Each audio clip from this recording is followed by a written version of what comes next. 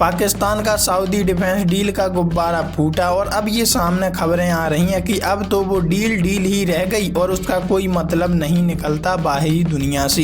Actual point की हम बात करें तो हम ये पाते हैं कि पाकिस्तान जिसके साथ भी कोई संधि या डील करता है तो आने वाले कुछ हफ्तों में या महीनों में वो डील कैंसिल होती हुई नजर आती है और उसका कोई तालमेल नहीं मिलता हुआ नजर आता पूरी दुनिया को। देखो, खबर सामने आ रही है कि पाकिस्तान का सऊदी डिफेंस डील का गुब्बारा फूटा। तालिबान हमले पर दोस्त की चुप्पी को लेकर गिरी शहबाज शरीफ। सऊदी अरब पाकिस्तान के बीच सामरिक पारस्परिक रक्षा समझौते को लेकर अब कई विशेषज्ञ कह रहे हैं, इसे बड़ा चढ़ाकर पेश भी कर रहे हैं कि कहां गई आखिरकार वो डिफेंस डील जब दोनों देश एक साथ मिले थे और ये बात कही थी कि एक देश के ऊपर हमला मतलब दोनों देश के ऊपर हमला और दोनों देश इसका जवाब देंगे। देखो, पाकिस्तान ने कुछ हफ्ते पहले सऊदी अरब के साथ हुए रक्षा समझौते को लेकर खूब शोर मचाया था। प्रधानमंत्री शहबाज शरीफ से लेकर उनके मंत्री तक इसे भारत के खिलाफ बड़ी रणनीतिक उपलब्धि बता रहे थे, लेकिन अब वह डिफेंस डील सिर्फ 23 दिनों में ही ध्वस्त दिख रही है।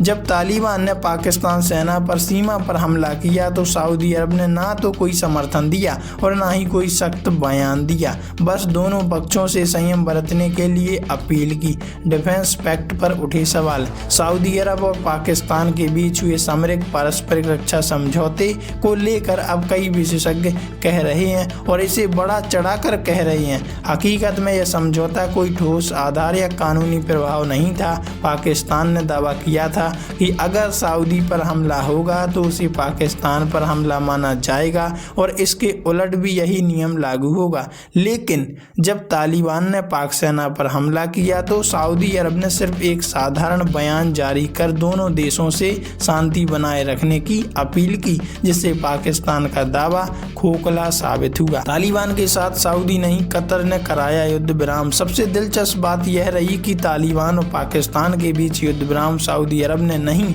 बल्कि कतर ने तुर्की की मदद से करवाया। इससे यह साफ हो गया कि सऊदी अब इस मामले में दखल नहीं देना चाहता। इतना ही नहीं, सीज फायर समझौते में भी तालिबान ने बाजी मार ली। उन्होंने कतर से यह सुनिश्चित करवाया कि समझौते में डूरंड रेखा या सीमा जैसे शब्दों का उल्लेख न हो, यानी तालिबान ने एक बार फिर पाकिस्तान के सीमा दावे को नाकार दिया है। पाकिस्तान की संसद में मचा बवाल।